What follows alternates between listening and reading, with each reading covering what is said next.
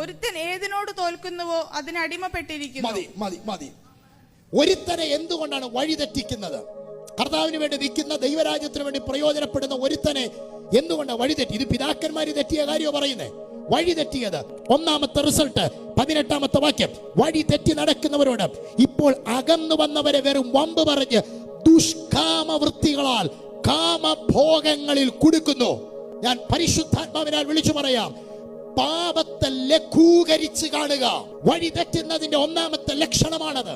വഴി തെറ്റിയോ ഒരുത്തൻ, അതിന്റെ ലക്ഷണം അവൻ പാപത്തിന്റെ കാഠിന്യം കുറയ്ക്കാൻ തുടങ്ങും. വിശുദ്ധനാകാൻ വിളിക്കപ്പെട്ട നീ വിശുദ്ധിയെ തെറ്റിക്കുന്ന ഒരിടപാടിനകത്ത് കൈകൊടുക്കരുത്. പക്ഷേ തോൽവികൾ ജീവിതത്തിൽ സംഭവിക്കാതെ കാര്യമില്ല.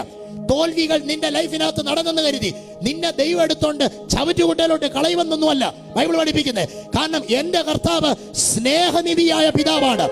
നിന്റെ ലൈഫിൽ തോൽവികൾ വന്നാൽ, പ്രാർത്ഥനാ ജീവിതം, കുടുംബജീവിതം, വ്യക്തിപരമായ ജീവിതം, ഈവൻ നിന്റെ വിശുദ്ധ ജീവിതത്തിൽ പോലും തോൽവികൾ വന്നാൽ ഏറ്റു പറഞ്ഞ് ഉപേക്ഷിക്കാൻ നിനക്ക് മനസ്സുണ്ടെങ്കിൽ കർത്താവ് നിനക്ക് ജയം തന്നിരിക്കും.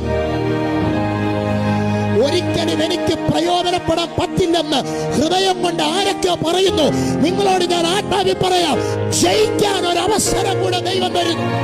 കർത്താവ് നിന്നെ കാണിക്കാത്ത ഒരു വഴിയും എനിക്ക് വേണ്ടെന്ന് പറയാൻ പരിശുദ്ധാത്മാവിനോട് ഒരു ആവശ്യം വ്യക്തിവെക്കാൻ ആരേലും ഉണ്ടെങ്കിൽ